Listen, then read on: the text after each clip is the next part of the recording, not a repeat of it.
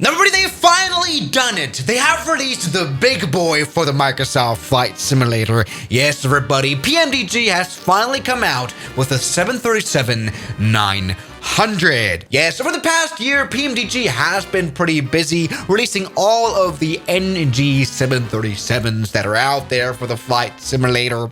And now, congratulations. If you have some spare money, actually around $225, you can buy the whole series now yourself, including the brand new 737-900 for $50. Now, this is another relatively unpopular 737 kind. Of course, the 737-800 is a lot more widely used amongst airlines, but everybody, I've very much been waiting for this plane to come out since, of course, it is the big boy. Something that fascinates me about the 737 series in general is how it can get so small with the 600, the baby bus. No, that was the A318. Well, it can also get big and long, 737-900. And within these numbers, there's so many interesting things happening, one of which I'm interested in is, of course, the runway performance. Everybody, we've spawned into St. Bartholomew, a runway that would normally work on the small 600 version. We've already tried that, but the question now arises whether it would work on the 737-900.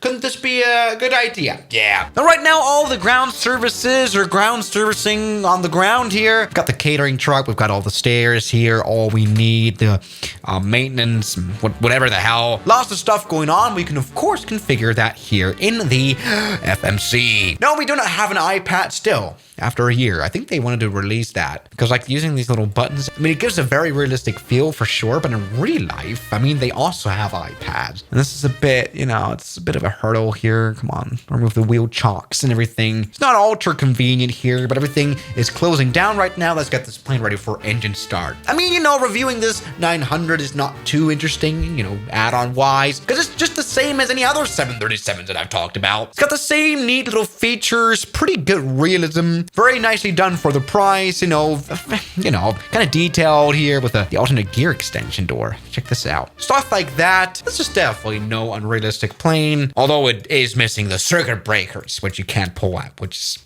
totally a shame. But you know, I've always loved flying the 737, so let's let's do that now. Turn it on quickly here. Battery is already on. So now it's time to turn on the APU. Yes, here you go. It's coming on. You know, I've done this so many times here in this plane. On the APU generator, fuel pumps, all we need. Turn on the hydraulic pumps already, maybe the probe heat. I mean, we're in the Caribbean, we won't need that for takeoff. But this is already as realistic as a 737 add-on can get. So, you know, we like to see that. Yaw damper on, all that stuff here. Yes, check this out. It's got the inertial reference system going. Yeah. That's looking totally fine. Here we go. IRS position. Things looking okay. There we go. Instruments are working. Turn on the engines already here. Ground start mode here. It's coming along nicely. We've got some spinach in the right engine. Yep, this plane is no different. In a good way. Let's turn on the left engine here as well. Looking great. Meanwhile, we can check out the grand cockpit of the big 737. Look at this. Proper business class. I don't hate this at all. But something I do kind of mind is the performance that is very much lacking. Yeah, this is something often criticized about PMDG add-ons. The performance isn't that great.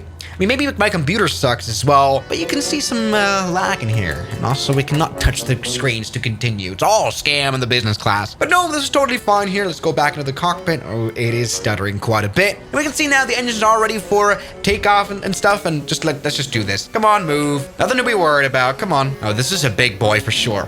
All right. Something I've always loved about the 737 is how nicely it flies. Also, especially here with this add-on, absolutely amazing. Come on now. There we go. Nice 180 turn. Like, this taxi is a lot better than other planes in the Microsoft Simulator. I've always had issues. Maybe because I'm also an idiot. Nothing to be worried about. Come on, let's go ahead and full reverse now. Use every single inch of that runway, and I guess we're gonna take this car with us. Well, I don't mind. Why is it going away?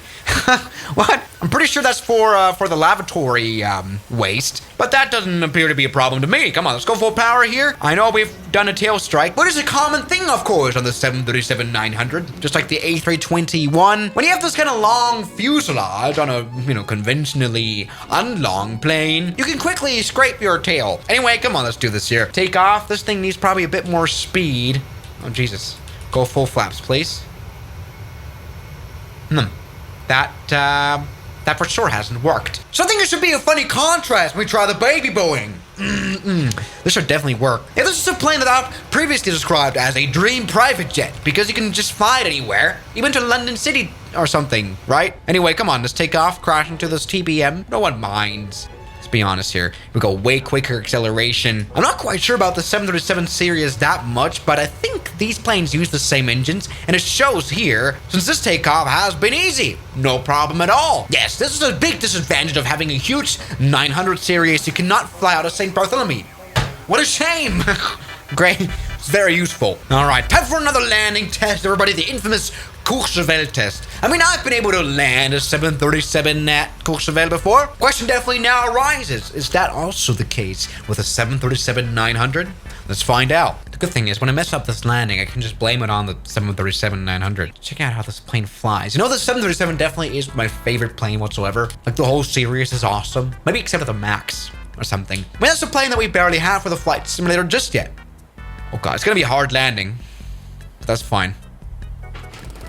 Oh my god, that's not only been hard, that's been a crash. But I think that impact absorbed most of the kinetic energy. And it did. Yes, so we all know now, for the small sacrifice of the landing gear, a 737 can totally land here at Courchevel. Nothing to be worried about. Check this out. Flaps 40. That would definitely be a tail strike. Great. I mean, at least it got proper tail strike protection. Yes, no, we all know the 737 Turkish Airlines clip here. Infamous tail strike here. Oh, that wasn't even a tail strike. That was all right. All right, check this out. 737. Yep, that probably did it. All right, so come on, let's retry this experiment for ourselves. So let's go full power in the 737. I just spawned into this runway here. Engines are on. Oh, okay, we've got a bit of a minor problem with the cockpit. All right, that's a bit broken. Yeah, let me just say the PMDG 737 likes to have problems. You know, I like to stream with this plane, and this would sometimes happen really weird, where it would like shut off the systems and everything. That's great. So come on, let's maybe do a tail strike now. Oh, okay, it's got no yoke control. It's not reacting. We were literally in a ghost plane. Oh, great. Can I turn the battery at least on? No, it's broken. All right, we've broken the 737. Thank you very much. Yes, what a nice example of this PMDG 737 sometimes being a little bit broken. Great. I think that's a very good note to end on, isn't it? Yeah, the PMDG 737, you know, this road is indeed coming to an end. I think it's a very crucial part of the flight simulator. Very much necessary buy. Is the 900 super necessary? Probably not. If you buy a 737 for the first time, I would definitely recommend the 800, even though it's the most expensive one. Maybe just get the 600, that's the cheapest one. So buddy, thank you so much for watching today's 737 video. Oh, check out that flip. It's kind of cool. And I'll see you guys tomorrow, as always. Good night. Well, thank you so much to all the people who give me lots of monies, like Mariana, Ragings, Junk in the Trunk, Mike, John O'Brien, Derek, Matt, Sleepy Boy, Kelly Chaos, Ryland Williams, New York, Shadow, Ignuana, and Moritz Bohausen.